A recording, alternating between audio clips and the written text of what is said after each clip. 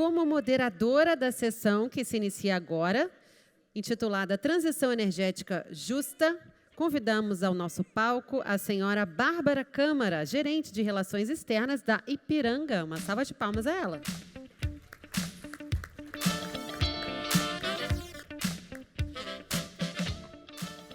Como palestrantes, convidamos o senhor Felipe Salgado, diretor de descarbonização da KPMG.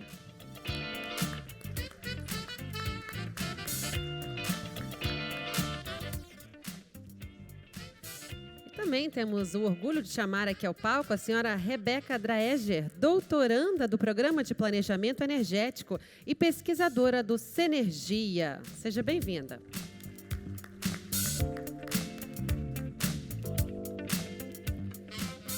Antes de iniciarmos a sessão, gostaria de solicitar a todos aqueles que continuarão conosco, pedimos por gentileza que ocupem os assentos nesse momento, pois iniciaremos mais uma sessão, a última sessão do nosso dia, ok?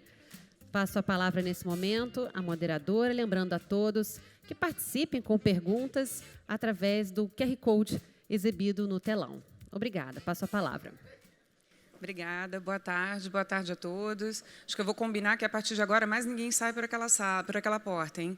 A gente faz aqui agora esse painel, fechando um dia muito produtivo. Acredito que todos vocês estão aí aprendendo muito, trocando muitas experiências, né? Pelo menos é um evento assim para a gente aqui no setor, né? Importantíssimo, e essa troca muito produtiva. Então agora a gente vem aqui falar um pouco sobre esse tema tão desafiador, tão interessante e pauta de todos nós no segmento de Oil and Gas, né?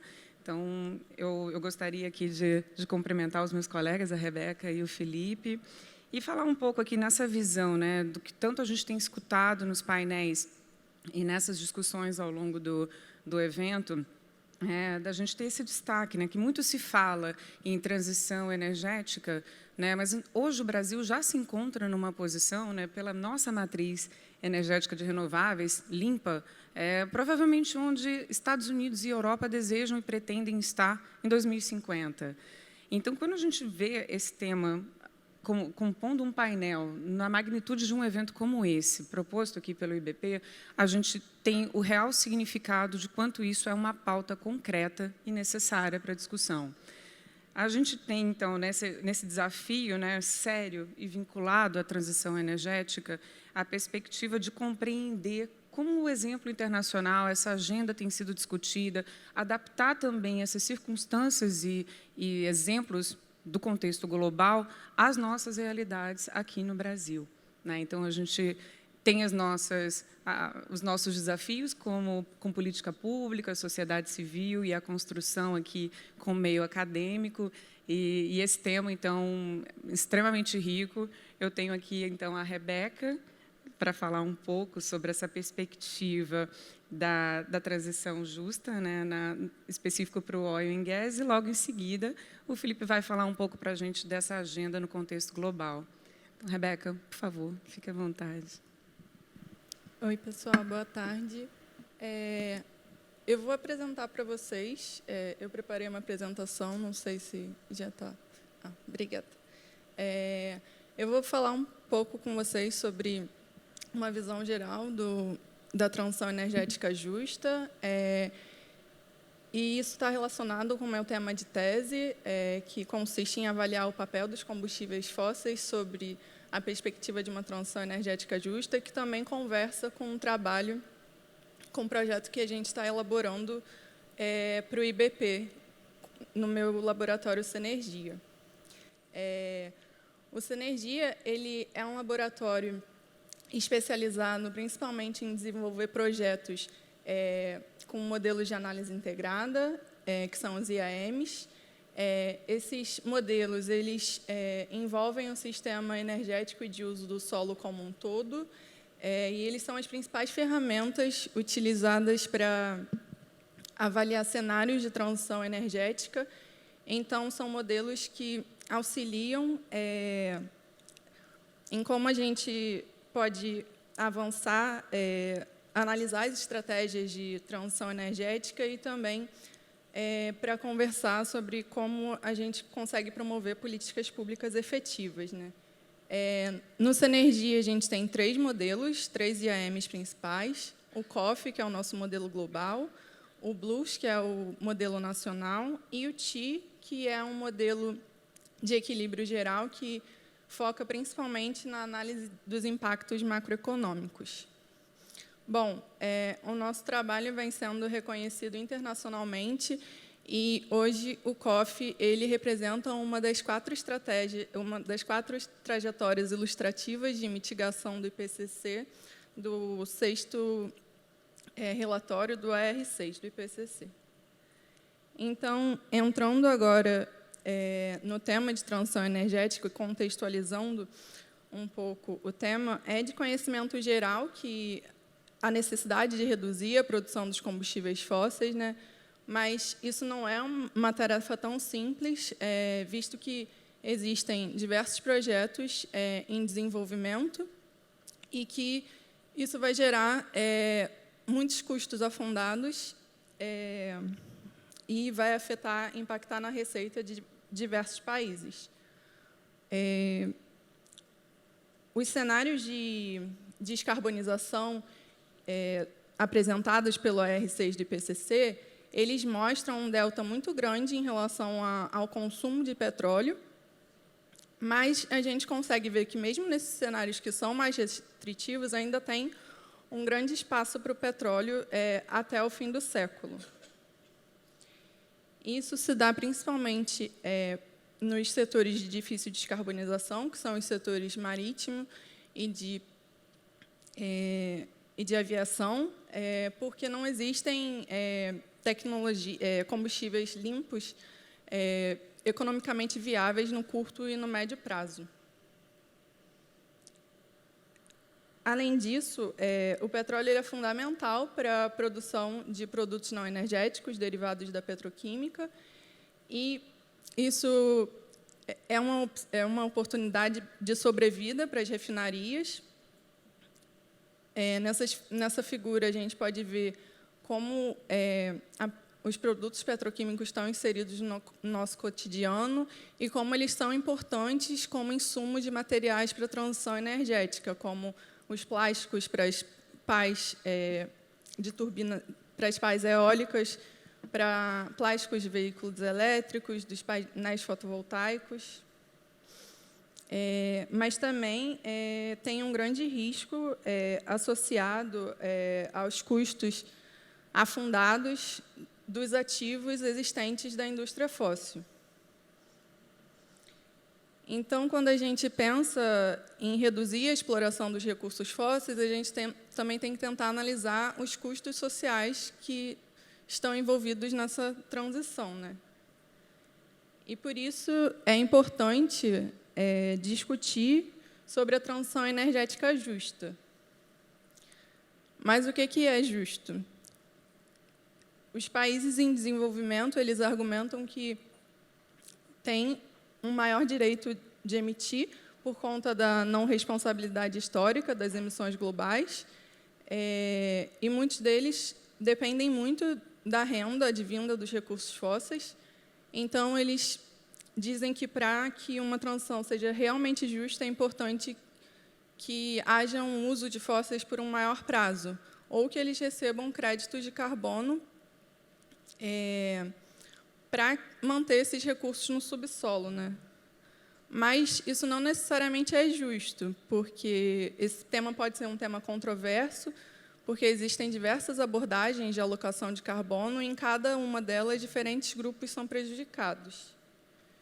Então, para que haja uma transição realmente justa, é importante que os países tenham uma forte governança, principalmente nesses países dependentes dos recursos fósseis, com políticas efetivas para as comunidades e para os trabalhadores, que promovam recolocação no mercado dos trabalhadores através de cursos profissionalizantes, por exemplo, oferecendo aposentadoria antecipada para os trabalhadores ou seguro-desemprego por um maior prazo. E também é muito importante o investimento em tecnologias verdes. Bom, a maioria das trajetórias dos modelos que eu apresentei anteriormente consideram apenas uma otimização de menor custo. Então, a problemática da minha pesquisa é justamente como a gente consegue representar esses aspectos de transição justa em cenários de descarbonização profunda nesses modelos. E é o que a gente está elaborando tanto na minha tese quanto no projeto para o IBP. Bom, uma das formas de considerar esses aspectos de justiça nos IAMs é a partir dos critérios de equidade.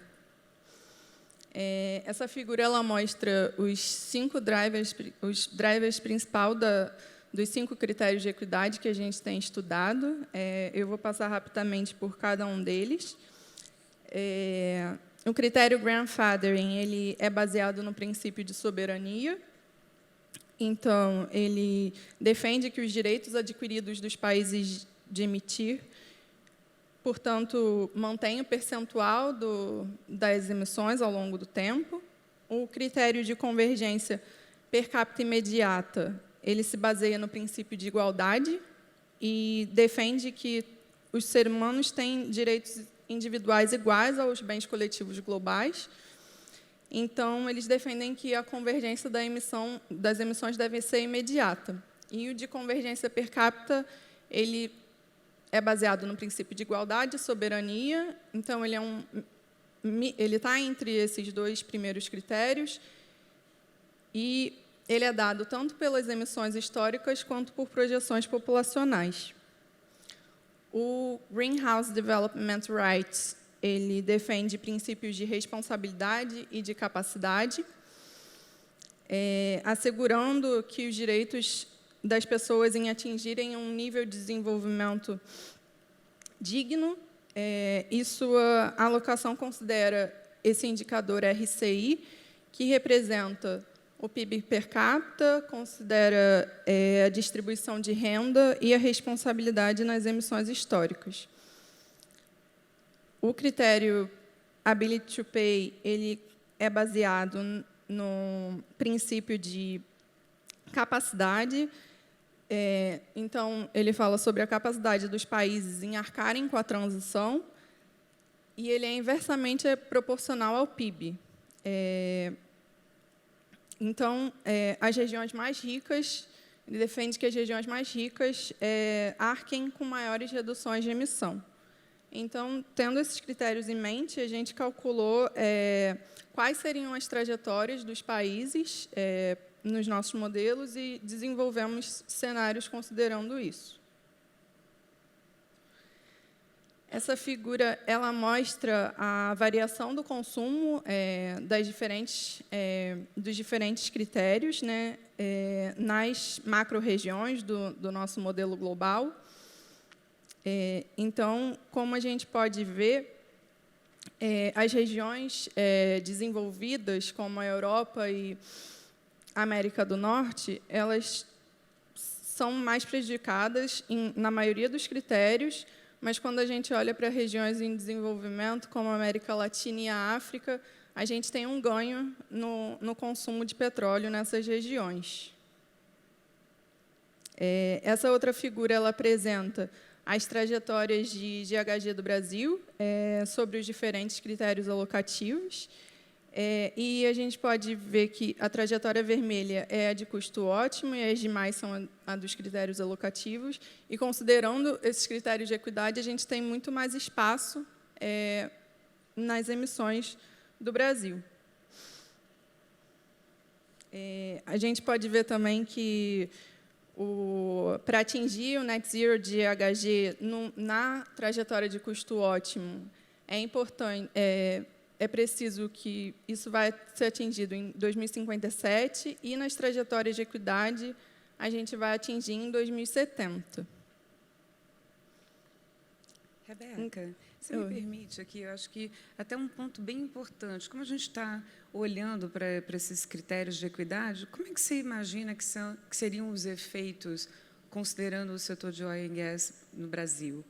Assim, até a gente viu que você trouxe bem assim, essa perspectiva, né, diferente de países, mas como é que você olha assim, nesse teu modelo de pesquisa, essa visão?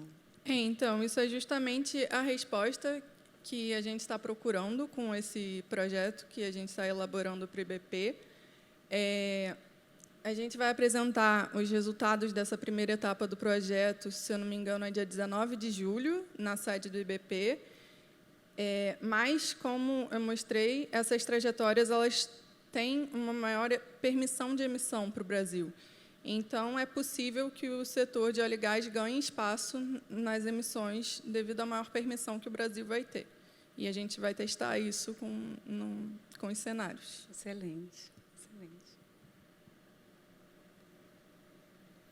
Bom, chegando nas considerações finais, esse estudo de caso do setor de óleo e gás brasileiro ele é emblemático, tanto por conta da nova fronteira exploratória de óleo e gás, que é vista como uma oportunidade para o setor, mas também por ser um país em desenvolvimento que vê as receitas governamentais desses recursos como essenciais para as políticas macro e microeconômicas. Eu pretendo fazer, durante a minha tese, o desenvolvimento de novos critérios alocativos. Então, por exemplo, considerar que as regiões que dependem de petróleo emitam mais até 2050 e utilizem essa renda que vai ser antecipada para a transição energética. Também é importante considerar os efeitos macroeconômicos desses critérios. Isso seria dado por um modelo de equilíbrio geral. A gente poderia ver melhor o que irá impactar nas receitas, nos empregos e no comércio internacional de petróleo. E eu também não posso deixar de falar que esse debate entre a academia e as empresas é essencial, porque a gente dá muita teoria, mas precisa ser colocado na prática. Então, obrigada pelo convite e vamos promover esse diálogo. Muito bom, excelente.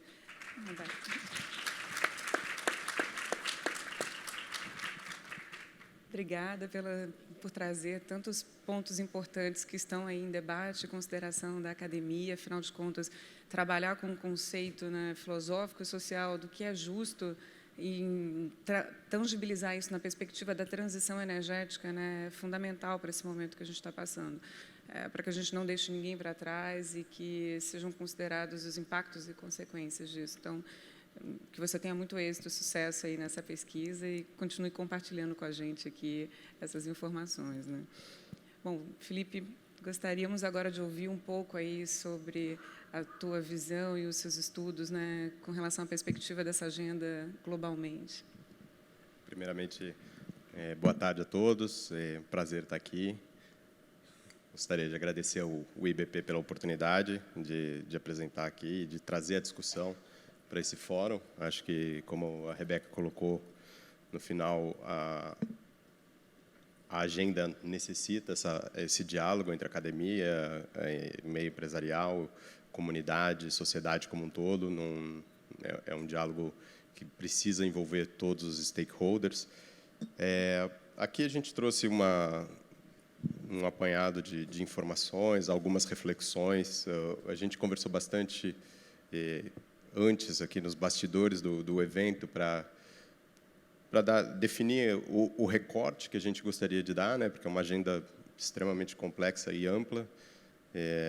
Mas eu acho que o mais importante aqui é ter espaço no palco principal de um evento de óleo e gás, do setor de óleo e gás, para falar de transição energética justa, né? Muito trazendo aqui o contexto da agenda. Acho que não seria até esse slide é um pouco desnecessário, né? Todos aqui têm acompanhado essa agenda da descarbonização, né? A questão do aquecimento global, do desafio que a gente tem como comunidade, como grupo único, de manter e limitar o aquecimento global a 1,5 grau. Isso está dado, né? Não tem, acho que foi-se o tempo que a gente precisava fazer esse nivelamento ou esse convencimento de que existe um problema ali fora, né?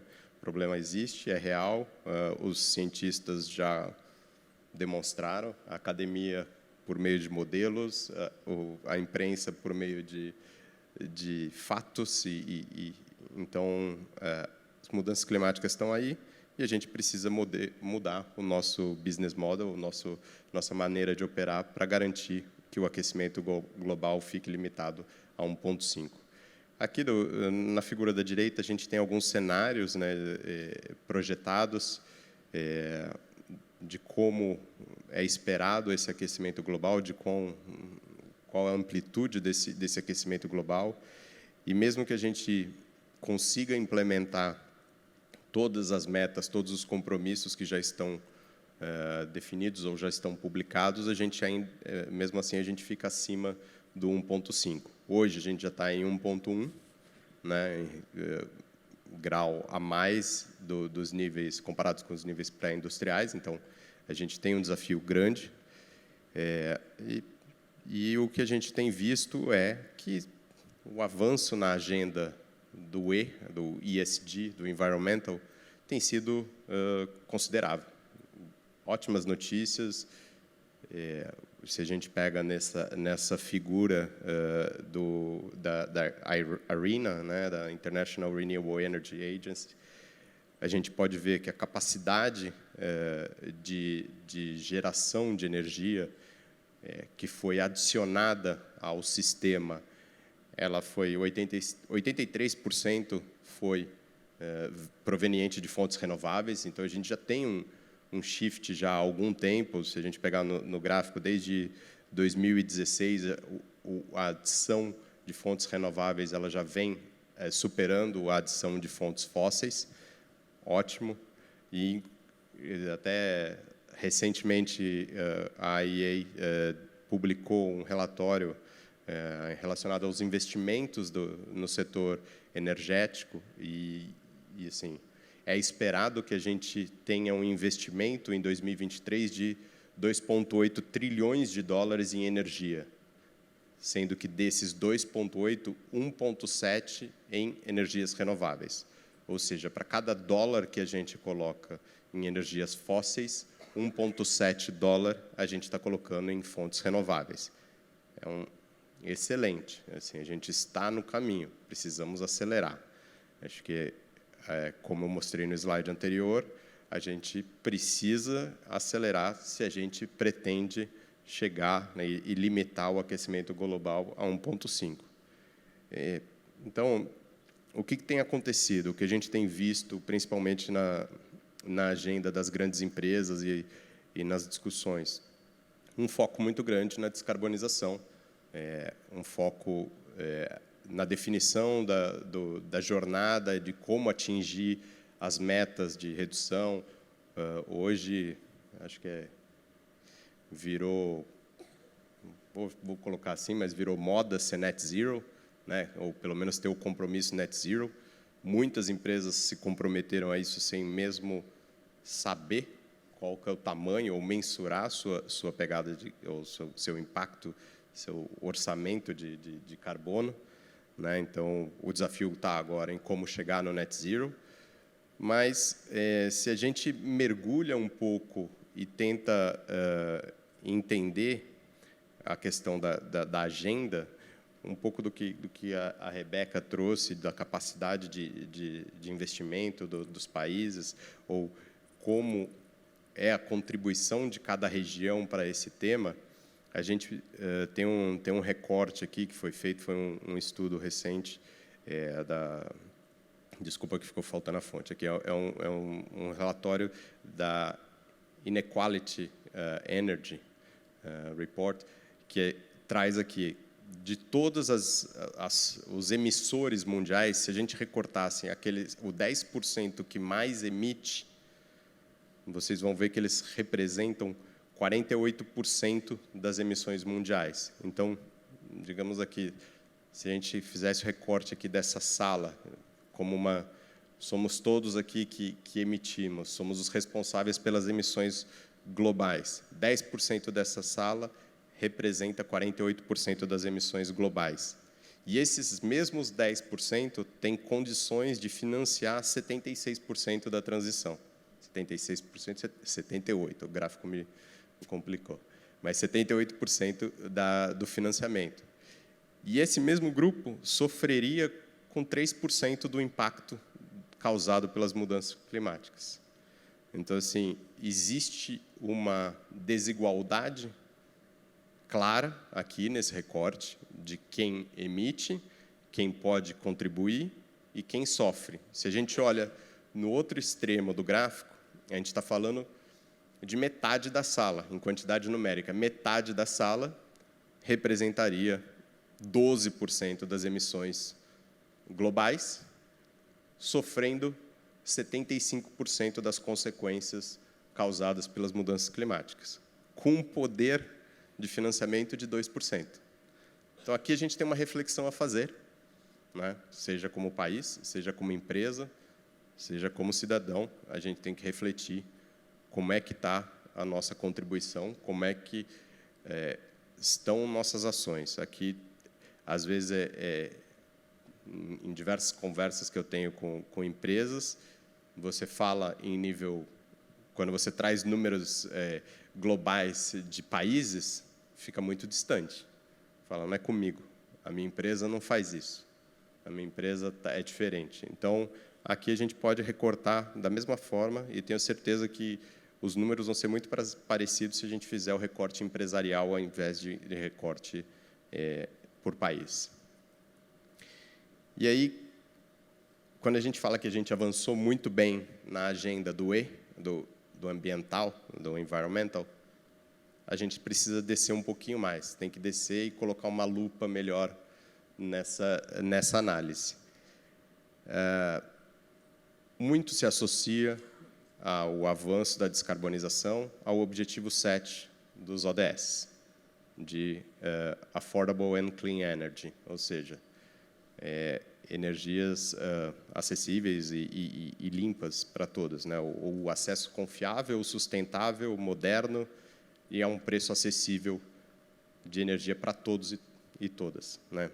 Só que aí, quando a gente olha no detalhe o ODS 7, a gente tem 3 principais indicadores. Quanto ao 7.2 e ao 7.3, os avanços vão bem, obrigado, principalmente o 7.3, que mexe no custo das empresas. Então, é uma agenda que, quando você vai discutir eficiência energética, é simples de convencer. Você está reduzindo o custo. Ninguém está fazendo por descarbonização. Estão fazendo porque é um custo operacional. Quando você olha no 7.2, a gente está falando de oportunidade de negócio.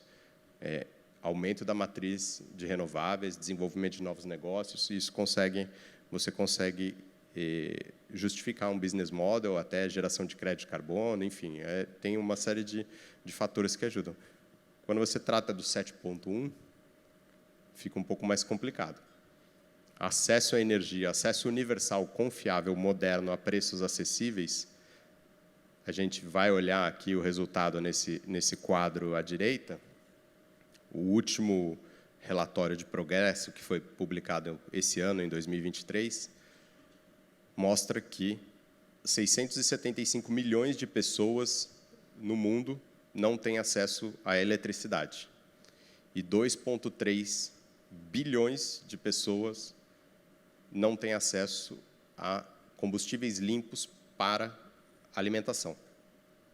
Então, aqui é um recorte que a gente ainda precisa melhorar muito. Então, falar que a gente avançou na agenda do E, a gente precisa melhorar e entender um pouco mais. Ainda tem espaço para a gente trazer o S junto para esse avanço do E, né, do environmental. Então, a gente pode aqui olhar num recorte mais no mapa, não sei se as tonalidades estão boas no telão, mas a gente tem uma série de países na África onde a taxa de acesso à energia, à eletricidade, é inferior a 30%. Então, isso é realidade, isso não está longe. E aí vocês podem ver todas as consequências disso durante o tempo que eu tive morando fora do país. Eu fiz um trabalho focado na África, e a discussão que a gente ouviu das comunidades foi: não existe iluminação no vilarejo, então eu não saio de casa por medo. medo de todos os tipos. Então, assim, a vida acaba quando o sol se põe, e é ficar dentro de casa. Isso é justo? Essa é a transição energética justa que a gente está se colocando, que está falando que a gente está avançando? Como é que fica? Então, aqui, não é a discussão que a gente teve antes, não é trazer soluções, é trazer reflexões. Como é que o seu negócio, como é que um setor que tem uma capacidade de investimento, uma capacidade financeira, pode endereçar esse tipo de discussão? Ah, não, mas minha empresa só opera no Brasil. Esse problema é na África, não é comigo. Será? O problema que a gente está endereçando é o problema do crescimento global. É uma só. É um só limite.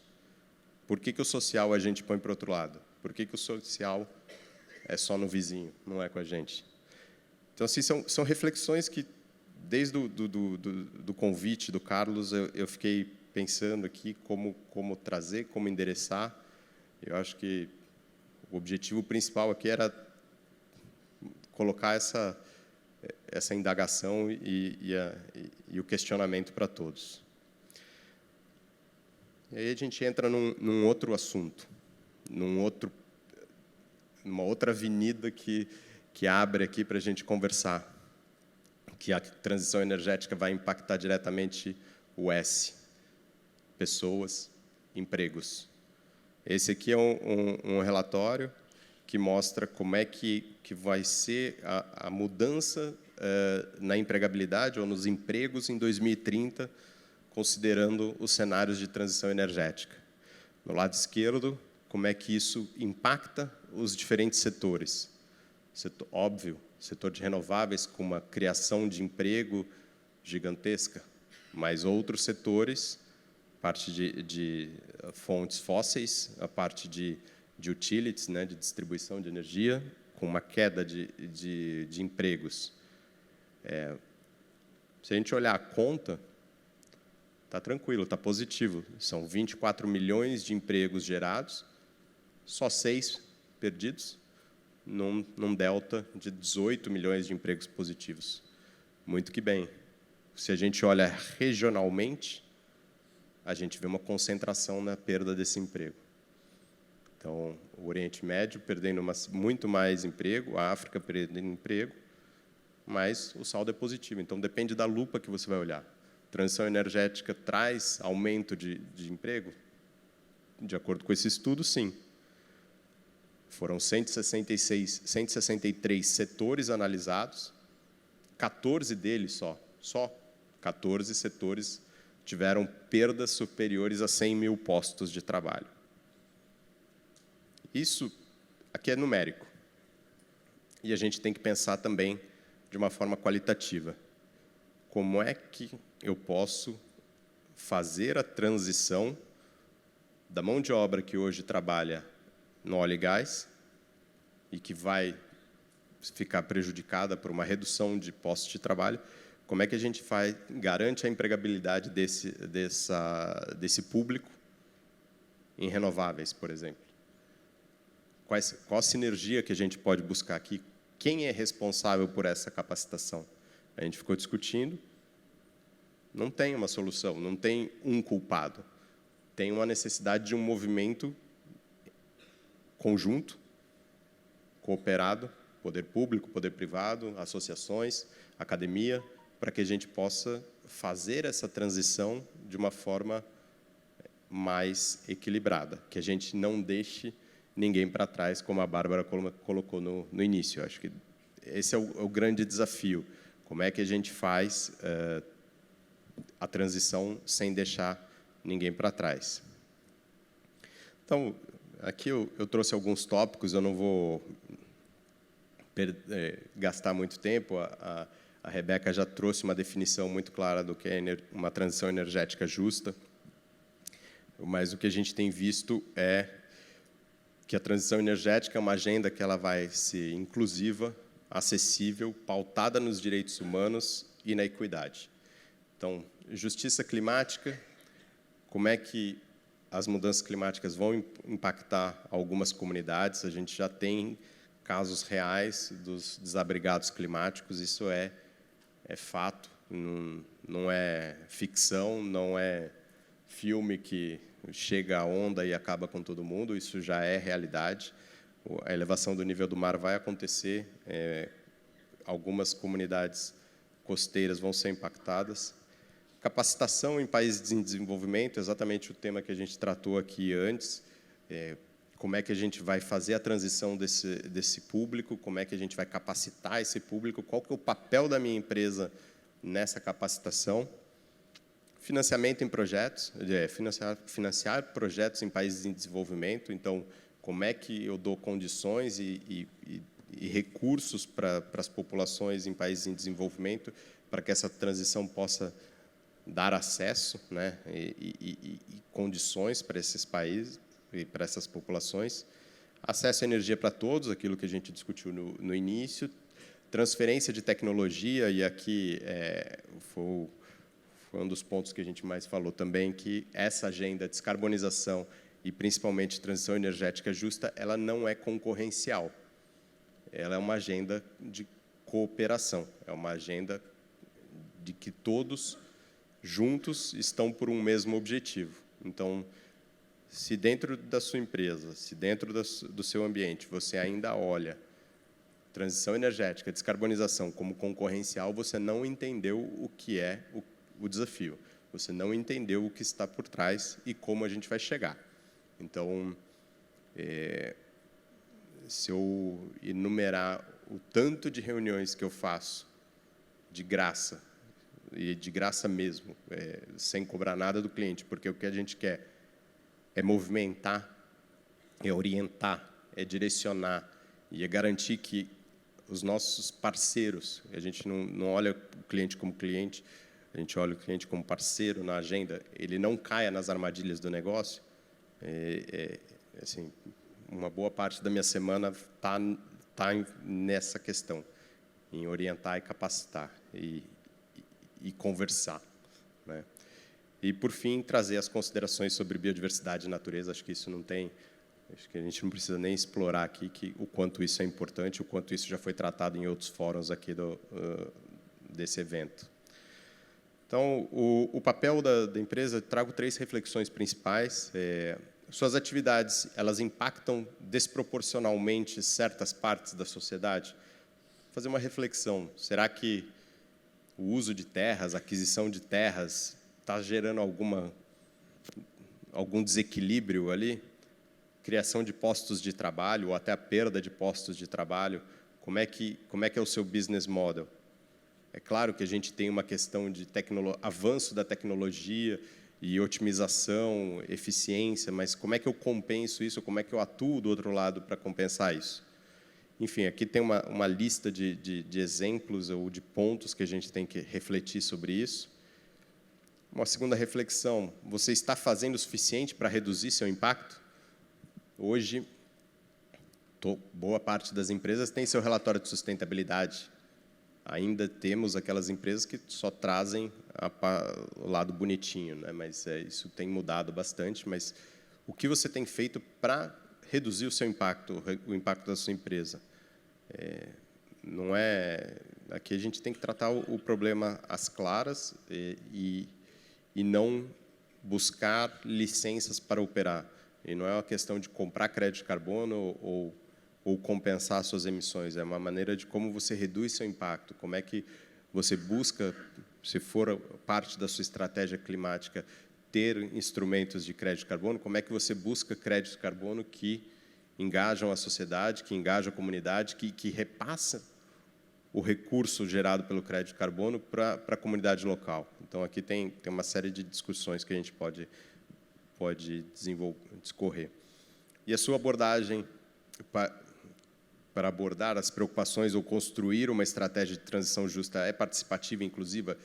Aí entra a questão do que a gente estava falando, que não é concorrencial, é cooperativa, é de você engajar a todos e ter isso claramente. Uma discussão muito clara. Então, nesse sentido, eu trago aqui só um exemplo de como a gente está atuando globalmente. Na última COP, a KPMG, junto com o WWF e a UNDP e outros parceiros, eles lançaram essa aliança por uma transformação energética justa. E aqui uma explicação por que transformação e não transição. O termo transição subentende que você vai sair de um lugar e ir para o outro, né? Você está transitando, e o que a gente entende é que existe uma necessidade de transformação. Ninguém está falando que o modelo atual, as energias fósseis vão deixar de existir, mas a gente precisa garantir a transformação do sistema todo para atingir a descarbonização necessária, para limitar o aquecimento global e não deixar ninguém para trás. Então, essa é uma aliança voluntária, que ela está disponível e aberta para todos participarem. O objetivo aqui é ter a discussão, fomentar o entendimento compartilhado, mesmo que a gente tenha detalhes ou particularidades diferentes para cada região, né, em escalas nacionais ou locais. Então, aqui a gente trouxe só uma divulgação. Os princípios da aliança são 8 princípios, mas baseado em tudo o que a gente conversou, eles pautam, se a gente olhar, por exemplo, o objetivo 1 ou o princípio 1, orientar-se pela ciência. Não adianta que a gente parte de um princípio que a gente tem um dado científico de uma mudança climática, de um problema climático, e isso tudo tem que desdobrar uma transformação. Tá certo? Essa era a mensagem principal que a gente queria passar. Eu deixo aqui 2 QR Codes, um com o meu contato, do lado direito da tela de vocês. A gente está com uma pesquisa sobre o estágio de maturidade em empresas brasileiras ainda em aberto. Até o final do mês, essa pesquisa está coletando inputs. Fiquem à vontade para compartilhar, para responder. Em breve, a gente divulga esse perfil de maturidade da agenda ESG nas empresas brasileiras. Muito obrigado.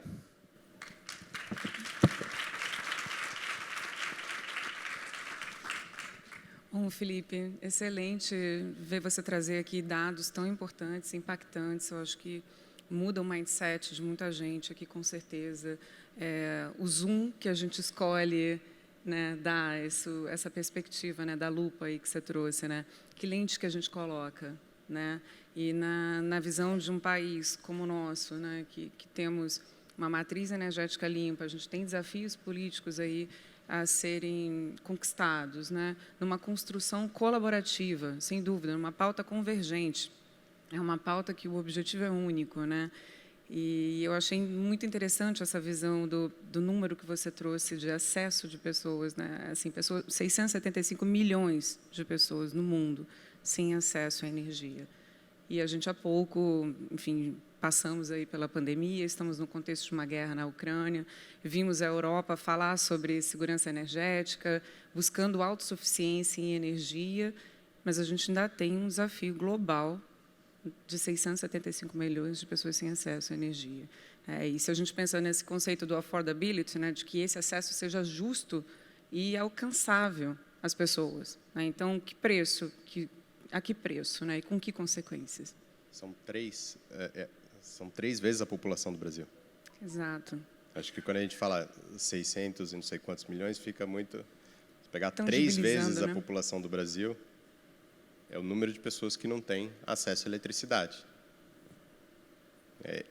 Acho que dá para ter uma escala. Todo mundo aqui tem ideia da grandeza do nosso país. Então, 3 vezes isso é significativo, né? Então, a questão da lente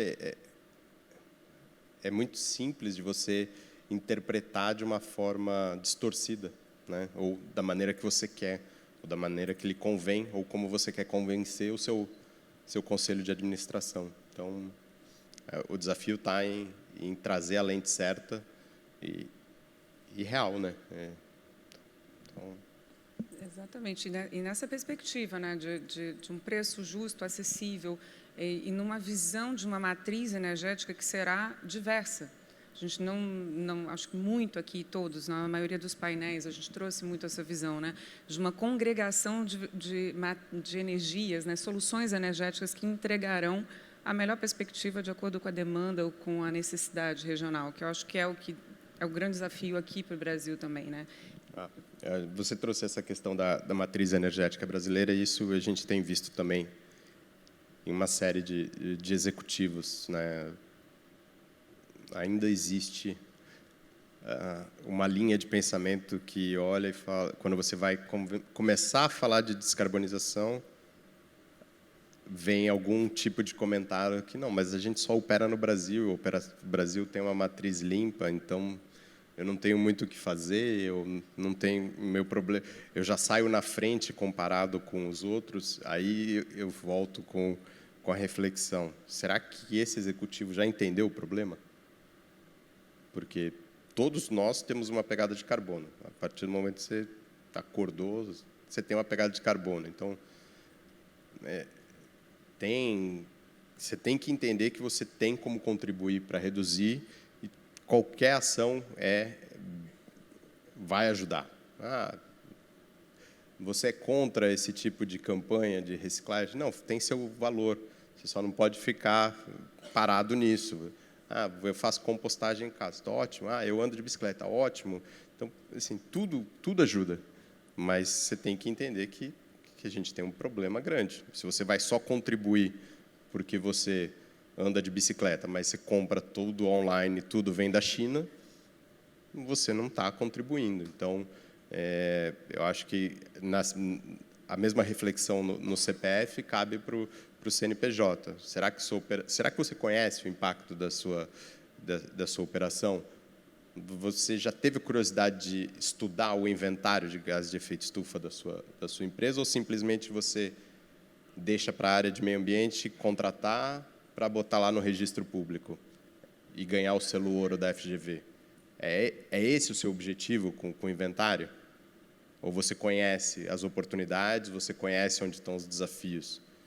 Enquanto a gente fica nessa discussão de checklist, de regulamentações, a CVM agora pediu isso, agora eu tenho que falar, relate ou explique sobre TCFD. Então, contrata lá a consultoria que a gente precisa fazer o gap analysis de TCFD.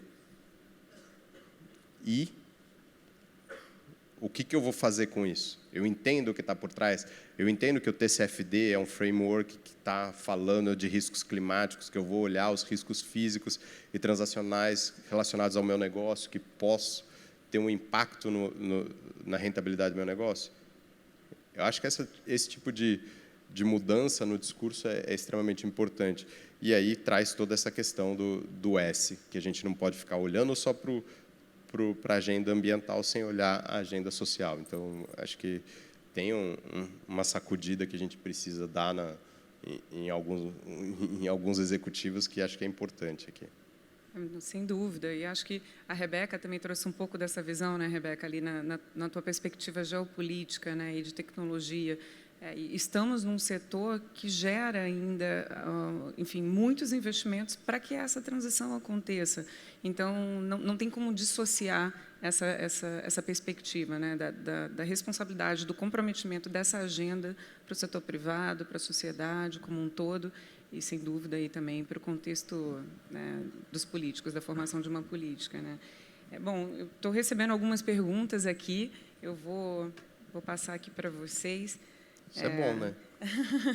Está todo mundo dormindo. Excelente, até porque eu ainda teria várias outras considerações ainda para fazer, mas acho que vamos ouvir aqui também o que as pessoas que estão nessa audiência gostariam de perguntar, né? Bom, Rebeca, chegou uma primeira aqui, pergunta para você. Sendo o Brasil um país em desenvolvimento, detentor de potenciais fósseis e renováveis, como se determinar o equilíbrio entre investimentos, subsídios em fósseis e renováveis sobre a ótica da transição justa? Ótima pergunta. Obrigada pela pergunta. Eu acredito que a gente precisa pensar um pouco em continuar os investimentos, mas também como é que a gente a gente tem que pensar muito nos trabalhadores dos setores, né, fósseis. Como é que a gente vai capacitar esses trabalhadores para que eles não fiquem tão prejudicados com a transição energética? A gente tem que pensar muito também em investir de uma forma mais estratégica, porque não adianta a gente continuar investindo em fósseis tendo risco de cada vez mais aumentar os custos afundados que esses ativos podem gerar. Então, é claro que a gente tem espaço para fóssil ainda, como eu mostrei na minha apresentação, mas a gente tem que pensar nas melhores estratégias desses investimentos. Por exemplo, o Brasil ele tem muitos campos de petróleo com uma baixa intensidade de carbono, que são principalmente os campos do pré-sal. Fala-se muito da margem equatorial. Então, esses campos têm a probabilidade de terem uma baixa intensidade de carbono. Então, por que não investir nesses campos? Por que continuar investindo em campos maduros? Será que é o ideal? A gente tem que estudar um pouco isso e ver o que é melhor investir para evitar os custos afundados que a transição pode trazer. Excelente, obrigada, Rebeca. Bom, mais uma pergunta aqui, acho, Felipe, que essa vai mais para você. Muitos executivos de finanças alegam que a conta não fecha, para justificar por que não acelerar a agenda de sustentabilidade. Como lidar com isso, Felipe? A conta não fecha ainda. Acho que esse é o ponto. Se você não está incluindo a externalidade carbono, por exemplo, a conta não fecha. Mas a União Europeia já tem isso definido, né, pelo mercado regulado de carbono lá, e agora, brevemente, a gente vai ter o mecanismo de ajuste de fronteira, o CBAM, que vai impor limites de emissões para uma série de produtos.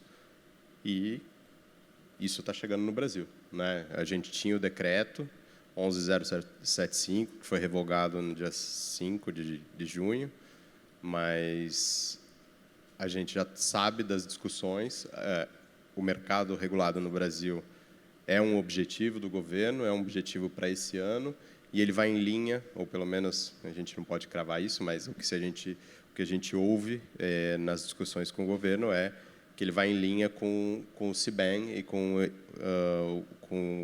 o mercado europeu regulado. Ou seja, você vai ter um cap, um limite de emissões que o seu produto pode ter. A partir do momento que você emite além disso, você tem que comprar autorizações. Então, trazendo no cenário da União Europeia, as autorizações estão na ordem de 100 euros por tonelada. Se isso não fecha a conta do seu business model, acho que tem alguma coisa errada, porque essa externalidade, quando você inclui a externalidade carbono, a conta vai mudar. E se você começar a entender que você precisa também olhar para outras externalidades ambientais e sociais, a conta para de pé, sim. Acho que otimizar recursos, otimizar energia. Energia, como eu comentei, é fácil. Agora, aplicar conceitos de circularidade na sua linha de produção, enfim, isso você consegue tangibilizar de uma forma fácil.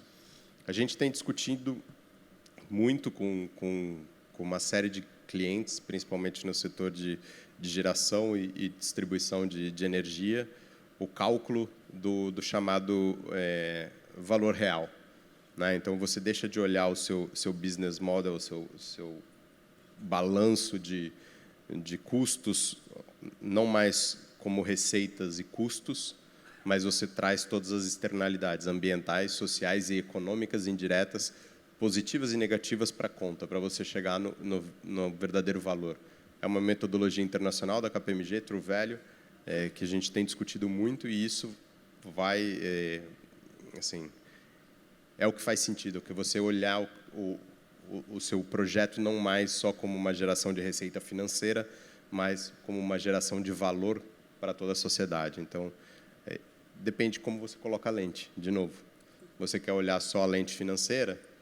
Tudo bem, daqui a pouco vem regulamentação, taxação de carbono e outras coisas. Se você quiser olhar com uma lente um pouco mais ampla, a gente consegue calcular esse valor, esse que até então era intangível, mas a gente consegue tangibilizar isso, monetarizar isso, e aí a gente começa a repensar o balanço do projeto ou do produto, enfim, da sua atuação com a sociedade. Ótimo. A gente tem debatido bastante aqui, até enquanto Ipiranga, e os meus colegas aqui presentes também do Ultra, a gente está muito próximo dessas discussões do mercado de carbono, e a gente, enfim, acompanhou os painéis aqui também do evento, e estamos muito participativos junto ao CEBEDS, olhando essa perspectiva da construção. Eu acho que não tem como afastar essa realidade do mercado de carbono, ou voluntário, regulado, acreditamos que seja, de fato, o caminho a ser endereçado, mas é fato também que já ocorrem as iniciativas voluntárias, né? Pela Ipiranga mesmo já somos carbono neutro desde 2014, então, assim, não existe nenhum tipo de impedimento para que as iniciativas já sejam tomadas, né? E, de fato, a conta precisa fechar, porque, senão, como sociedade, estaremos andando para trás, né? E a gente não quer que ninguém fique para trás, né? Exatamente. Ótimo. Acho que a gente tem que reduzir aquele número que hoje está em 1,1, a gente tem que trabalhar para reduzir a curva dele e tentar diminuir esse aquecimento. Então, hoje, o mercado voluntário ainda no Brasil de crédito de carbono é um mercado que vem crescendo, vem atraindo muita atenção de investidores locais e estrangeiros, mas eu acho que a gente também tem que ter um cuidado para saber se o S está dentro desse projeto, né? Hoje tem muito player no mercado pelo lado financeiro do mercado de carbono. O mercado de carbono ele surgiu, ou o instrumento crédito de carbono ele surgiu como uma compensação financeira para você viabilizar a transição energética. Ele não é um instrumento, não é uma commodity para você ter lucros exorbitantes. Você tem que ir no conceito raiz do crédito de carbono e entender se, de fato, você tem adicionalidade naquele projeto. Assim, comprar crédito de carbono pelo bottom line do menor preço, de novo, você não entendeu a agenda. Desvirtua, inclusive, né, a proposta. Exatamente. Não é batelada, não é para comprar em lote a melhor oferta na Amazon, não é isso, não é seu objetivo. Bom, temos mais uma pergunta aqui. Acho que essa, de repente, a gente pode ter vocês dois aí pensando e dialogando. Olha, me parece que a transição energética justa precisa, ao mesmo tempo que trata dos impactos sociais da transição, cuidar de justiça ambiental histórica. Concordam? Como arcar com esse ônus que parece estar todo na conta da indústria de oil and gas? Quer falar? O ônus está na conta do oil and gas. A gente tem que entender assim, como globalmente o quanto cada setor contribui na conta, no orçamento de gás de efeito estufa. Se a gente for fazer um recorte no Brasil, a gente tem a questão do desmatamento, o uso da terra, o setor de agricultura e pecuária como os principais vilões da situação. O ponto do oil and gas está muito associado à questão da contribuição de emissões de gases de efeito estufa, queima de combustíveis. Então, assim, é um dos vilões, e assim como a siderurgia, assim como todos esses setores chamados hard to abate, né? Os setores que contribuem com emissões. Então, assim, eu não vejo isso como um grande problema, né? Acho que é um pouco se me permite a palavra, um pouco de romantismo, da gente querer olhar o lado mau, o lado bom. Acho que a gente tem setores que contribuem, que precisam se esforçar e trazer. A gente já ouviu o discurso de grandes empresas brasileiras do setor petroquímico, do setor de exploração, que eles conseguem prover o mesmo produto com uma pegada de carbono menor. E isso os torna mais competitivos ou com um diferencial competitivo. Mas a questão é que a gente tem que olhar o setor como um todo. A gente tem um desafio para reduzir as emissões desse setor. Assim como a gente vai ter outros setores que não estão com a lente, não estão com foco, mas eles também têm que olhar e entender onde são, dentro da sua cadeia de valor, onde estão as principais emissões para serem reduzidas. Acho que o desafio é de todo mundo. Acho que não tem o bandido e o mocinho, ou o vilão e o mocinho, enfim. Acho que é um desafio global e todo mundo tem oportunidade de redução e tem oportunidade de entregar um produto ou um serviço com uma menor pegada de carbono. Ótimo. Rebeca, você traz isso ali no seu modelo, né? Como é que você enxerga essa visão aí? Eu concordo com o Felipe, mas eu acho que a gente pode olhar também para as oportunidades que a gente tem ainda no setor.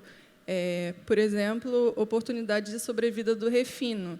A gente pode pensar em uma maior integração com a petroquímica ou com atividades de processamento do óleo fóssil com óleo vegetal, ou até mesmo na conversão total das refinarias para biorrefinarias. Então, nós temos diversas oportunidades, a gente pode focar nessas oportunidades, assim também como escolher, como eu falei na última pergunta, os campos mais estratégicos para a gente continuar a produzir ou abrir mais a produção de petróleo. Quais são os campos mais estratégicos? Então, existem diversas oportunidades ainda e elas precisam ser melhores exploradas.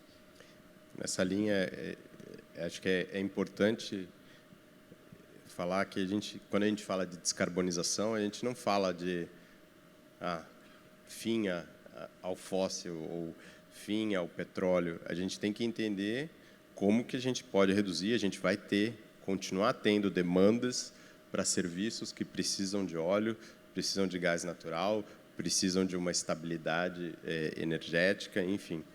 Tem oportunidades. A gente tem setores, por exemplo, do aço, da siderurgia, que identificou uma oportunidade de mudar o seu processo produtivo, passar a oxidar o minério usando hidrogênio verde, e isso se tornou um movimento do setor. Tem muitas empresas, mas aí você falar que agora ninguém mais vai operar da maneira que operava. Não faz sentido. Você tem ativos que foram investidos, que tem uma curva de depreciação, que tem um planejamento de ciclo de vida ali, que ele tem que dar o retorno. Então, a conta não vai fechar simplesmente querer virar do dia para a noite, que agora ninguém mais vai fazer aço usando carvão, a gente vai usar hidrogênio verde e agora a gente tem que produzir hidrogênio verde para todo mundo.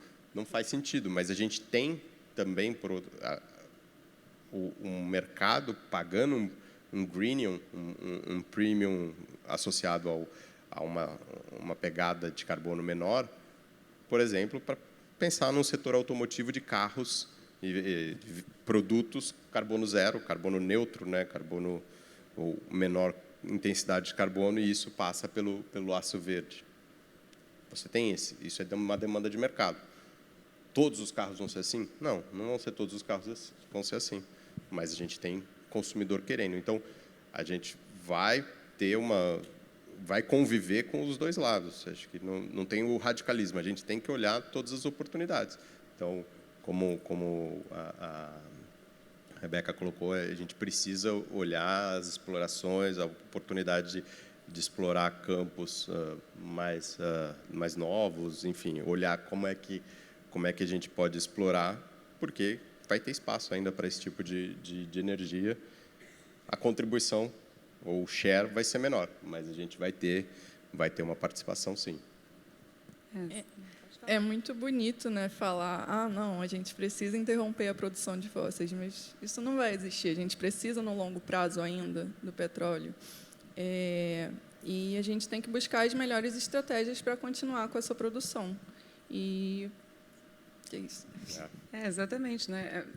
Como a gente tem visto, different paces in different places. A gente vai fazer essa transição de uma forma diferente, né? Mas ela é gradativa e diversos estudos aqui mostram isso na perspectiva ainda de um aumento forte de demanda por fósseis nos próximos 20 anos, né? É claro que aqui mesmo também na Ipiranga a gente está olhando para essas tendências tanto da mobilidade, a entrega de soluções de energia, e a gente convive com essa visão da eletrificação dos carros, né? Não necessariamente esse é o drive para o Brasil, né? A gente tem uma matriz limpa aqui, renovável, muito forte, com biocombustíveis, e por que desprezar isso se a gente está num país que precisa potencializar dentro dessa perspectiva da geopolítica que a Rebeca trouxe, né? Nós já estamos privilegiados com uma matriz limpa. Precisamos ser mais eficientes com relação à utilização desse recurso também, né? Perfeito. Acho que está em linha com o que a gente falou, com o que a gente comentou, de você ter particularidades no âmbito nacional ou ter características diferentes que você precisa entender, que você precisa colocar na discussão. Não adianta querer falar que agora a Europa colocou que o carro vai ser elétrico. Então, a gente tem que trazer essa discussão. O carro vai ser elétrico no Brasil, o futuro é carro elétrico. Será? As discussões não levam para essa conclusão. Os estudos mostram que a matriz energética, ou já a facilidade que a gente tem para distribuir, a indústria que tem por trás dos biocombustíveis, enfim, isso já é suficiente. Será que a gente não pode pensar e o que está sendo pensado já, né, em híbridos movidos a biocombustíveis? Ou a gente precisa aí, que nem a Europa, aí, criar eletropostos e distribuição? Enfim, tem que trazer a particularidade da região. Eles têm um cenário de matriz energética totalmente diferente do nosso, e isso tem que ser colocado. Todos vimos, né, a Alemanha voltando a utilizar carvão na época da pandemia. Aí o buraco é mais baixo.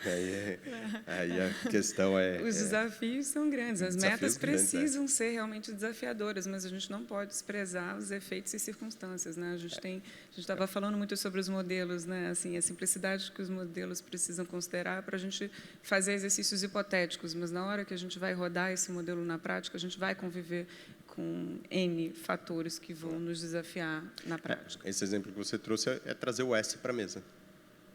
São conflitos relacionados ao S, locais, que a gente tem que trazer para a discussão da agenda de descarbonização, né? Segurança energética, enfim, aí é uma extrapolação, conversa dá dá mais um painel, né, Felipe? Aqui de mais umas 2 horas, pelo menos. Mas eu vou aproveitar esse contexto global, Felipe, para fazer aqui a última pergunta, até, enfim, dentro do nosso tempo aqui, que chegou da nossa audiência aqui, da plateia. Olha, pode explicar melhor, e eu acho que essa é para você, tá, Felipe? Pode explicar melhor como os efeitos das mudanças climáticas serão tão diferentes, né, entre os países menos e mais emissores, uma vez que os efeitos são globais? Os efeitos são globais. O aquecimento é global. Os efeitos não são globais, porque você tem cenários e projeções climáticas que interferem de acordo com a sua localidade. Então, você tem uma mudança no regime pluviométrico, você tem uma mudança no padrão de temperatura, você tem uma mudança na elevação do nível do mar. Então, as consequências das alterações climáticas, elas dependem, sim, da sua longitude e latitude, né? Então, tanto que, quando a gente fala em análise de cenários climáticos, a gente precisa da localização de todos os ativos, a gente vai colocar num mapa e vai sobrepor com os estudos e com as projeções climáticas, e aí aqui a gente tem uma série de cenários, né? Que a gente não está definindo qual cenário, mas normalmente a gente pega cenários mais moderados, medianos, mais críticos, e vai olhar ao longo do tempo como é que é o impacto no seu ativo. Então, você vai ter regiões que tinham um regime pluviométrico, um regime de chuva regular, o tradicional São Paulo da Garoa, né? Eu sou paulista, eu posso falar, sempre associei São Paulo a São Paulo da Garoa. Hoje, para a nova geração, é São Paulo da tempestade.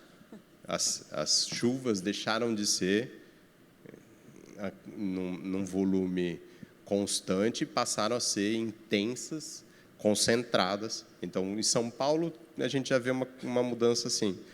Você vê, por exemplo, se você for conversar com um agricultor ou com pessoas que vivem da agricultura no Nordeste do Brasil, os períodos de estiagem mudaram. Rio Grande do Sul teve um período grande de estiagem. Então, são alterações climáticas que vão interferir, vão influenciar de uma forma diferente, mas o efeito é global. A mudança, a concentração de CO2 na atmosfera, ela é calculada globalmente. Você tem pequenas variações ao longo do globo, mas a quantidade de partes por milhões de CO2 ela é calculada globalmente. Mas se eu puder complementar, quando a gente pensa em aquecimento global, a gente fala da temperatura média da superfície da Terra. Então, quando a gente pensa em um mundo 2 graus mais quente, a gente está pensando na temperatura média da superfície da Terra, mas os impactos, eles realmente, como o Felipe falou, são locais e vai diferenciar de um local para o outro. E tem vários estudos que mostram que as regiões mais pobres vão ser as mais afetadas por esses impactos, justamente porque é mais difícil delas conseguirem arcar com esses impactos, né? Se adaptar. Se adaptar, isso. E aqui, assim, trazendo um recorte, tá? Assim, a gente pode falar de vários, mas a ocupação em encostas brasileiras de uma forma não organizada faz com que você prejudique o poder de absorção de água do relevo, né? E isso, para um regime pluviométrico alterado, com grandes volumes de água, gera deslizamento. Isso a gente tem N casos no Brasil, recentes. Então, assim, isso é um dos recortes que a gente pode fazer. A gente pode aqui olhar outras consequências e mostrar como isso, de fato, precisa ser considerado as características do local. Exato. Eu tendo naturalmente a concordar com vocês. Bom, acho que aí, para encerrar aqui com considerações finais, né, não sei se vocês gostariam de deixar reflexões, acho que o Felipe fez algumas ao longo da apresentação dele, né, mas eu acho que, minimamente, aqui eu fico com uma grande percepção de que o impacto para a transição energética, e gostei muito dessa visão, Felipe, de transformação energética, né, a gente precisa considerar os trabalhadores nesse elo, né? E aí me pergunto aqui ao longo da sua apresentação e do nosso debate, né, quem será responsável por planejar, né, essa transformação? Será que a gente tem olhado para isso na perspectiva da diversidade, da inclusão? Será que é só a iniciativa privada e governo? Como sociedade, o que estamos fazendo? Né? A gente, enfim, dentro da Ipiranga até tem um exemplo muito interessante. A gente teve no ano passado uma parceria com o SESI e fizemos um trabalho de capacitação de mulheres que moravam no entorno da base. E Fortaleza, a recém-inaugurada base de Fortaleza, utilizou 20% das mulheres capacitadas nesse programa. Ontem, em um outro painel aqui, ouvi também a Total falando que está fazendo treinamentos e a gente está evoluindo dentro do setor com essa percepção da inclusão, da diversidade. Mas isso eu gostaria de deixar como reflexão, aqui numa visão, né, nossa da transição justa. Esse elo é importante, é fundamental. As empresas são movidas por pessoas, a sociedade é composta por pessoas. A gente fala muito da questão do ambiental, mas isso não deveria ficar para trás, né? Então, queria ouvir aí um pouquinho de vocês essas considerações finais para a gente cumprir aqui com o nosso prazo, o nosso tempo. Acho que achar ou apontar o responsável, todos nós. Acho que a gente tem que se incluir, a gente tem que levar essa mensagem, repensar a nossa forma de atuação, e aqui não é o Conselho tem que mudar o nosso modelo de negócio. Não, eu tenho que pensar na minha forma de atuação, na minha área, nos meus projetos. Como é que eu trago isso? Você trouxe alguns exemplos de inclusão, de capacitação. Será que eu não tenho condição de facilitar conhecimento para que a gente possa preparar essas pessoas para o que a gente está vendo como uma transformação?